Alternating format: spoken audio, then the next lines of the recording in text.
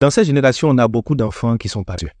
Des enfants qui ne comprennent pas le goût de l'effort. Des enfants qui ont perdu le respect de l'argent. Des enfants qui aiment le raccourci. Les enfants qui aiment s'amuser. Des enfants qui sont habitués à tout recevoir facilement sans faire d'efforts. Et la majorité de ces enfants qui sont paresseux, c'est très souvent les enfants des anciens pauvres. Les ex-pauvres là, c'est eux qui produisent des enfants qui sont paresseux très souvent. Parce qu'en vérité, ils ont tellement souffert dans la vie pour réussir à devenir quelqu'un qu'ils se donnent comme ambition d'empêcher leurs enfants de souffrir comme eux. Ils veulent mettre leurs enfants à l'abri de toutes sortes de souffrances dans la vie. Et très souvent, ce sont ce genre de parents-là, quand l'enfant demande quelque chose, ils donnent. Même quand il y a de fortes sommes à donner, ils donnent. Parce qu'ils se souviennent qu'à leur époque, ils n'avaient pas. Donc, ils veulent se rattraper sur leur enfant. Et c'est une erreur que vous commettez.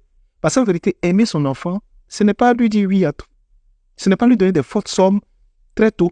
C'est-à-dire, il n'a même pas l'âge, il n'a rien fait, puis on lui donne des fortes sommes. Ce n'est pas vouloir le protéger de certains efforts dans la vie. Aimer son enfant, c'est être équilibré. C'est-à-dire lui apporter ce qu'il faut pour combler ses besoins, ça c'est normal, ne pas le faire souffrir inutilement, le mettre dans les bonnes conditions pour qu'il grandisse et qu'il se développe. Mais il faut lui apprendre aussi des vertus. Il faut lui donner une bonne éducation, mais surtout, il faut lui donner un esprit entrepreneurial. Il faut lui donner la débrouillardise. Il faut lui donner le respect des gens, le respect de l'argent. Et la conscience de ne pas faire du mal aux gens, mais surtout des valeurs, des principes, tout ça c'est important.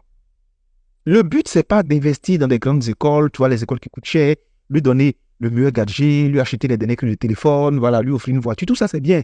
Mais quand vous ne serez pas là, la seule chose qu'il va retenir de vous, ce sera les principes, l'éducation et le goût de l'effort que vous lui avez donné. Logiquement, quand on veut donner quelque chose à son enfant, une chose de valeur, il faut que ce soit justifié. Il faut qu'il ait posé des actions, il ait fait des efforts qui justifient que tu lui donnes cela. Vous devez tisser des contrats avec vos enfants. Écoute, tu es en classe d'examen, quand tu auras ton examen, voici ce que je te donne en cadeau. Vous respectez votre parole, vous lui donnez. Mais pour lui, il ne peut pas apparaître comme ça un matin, faire des caprices, il veut de fortes sommes et vous lui donnez. Parce que vous dites vraiment, c'est mon enfant, j'ai souffert, c'est pour mes enfants.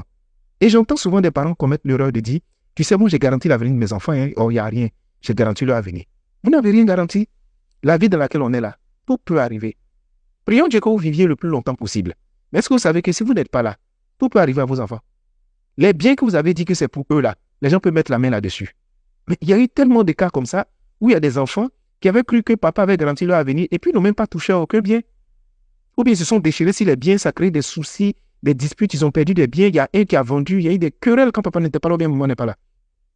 La seule chose qu'ils vont garder, c'est le goût de l'effort, le respect de l'autre, le respect de Dieu, le respect de leur vie et le travail, les principes que vous leur avez communiqués. C'est ça qu'ils vont garder.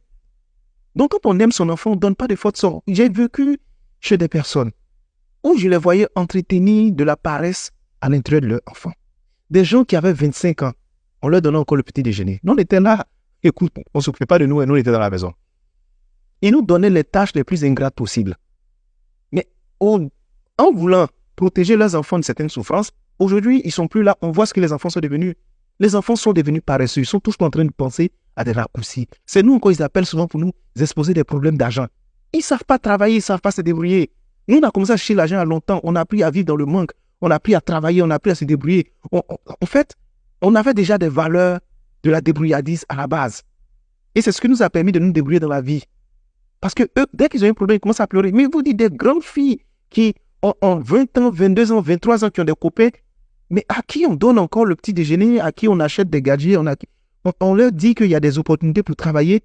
Elles ne veulent pas travailler parce qu'elles ne savent pas travailler. Pendant ce temps, nous, on est en train de grouiller derrière ces opportunités, on ne les avait pas. Mais quand on finit de faire le bilan aujourd'hui, on se rend compte qu'on dit merci à nos parents parce que même si on s'est retrouvés chez des tuteurs, chez des personnes, même si nous avons éduqués à l'adulte, finalement, ça a été utile pour nous aujourd'hui. Donc, vous, les parents qui m'écoutez aujourd'hui, faites attention à ce que vous donnez à vos enfants. Il y a des enfants qui ont trop de gadgets et des enfants qui ont toutes les conditions qu'il faut. C'est ce que je dis. Ne permettez pas à vos enfants de souffrir gratuitement parce qu'il y a d'autres aussi qui sont vicieux. Ils peuvent offrir les conditions améliorées à leurs enfants, mais ils décident de les faire souffrir parce qu'eux ont souffert à leur tour. Ça, par contre, c'est toxique. Parce que faire souffrir un enfant, ce n'est pas une forme d'éducation. Par contre, donner tout à son enfant parce qu'il le demande ou même parce qu'on veut le faire, il faut faire attention.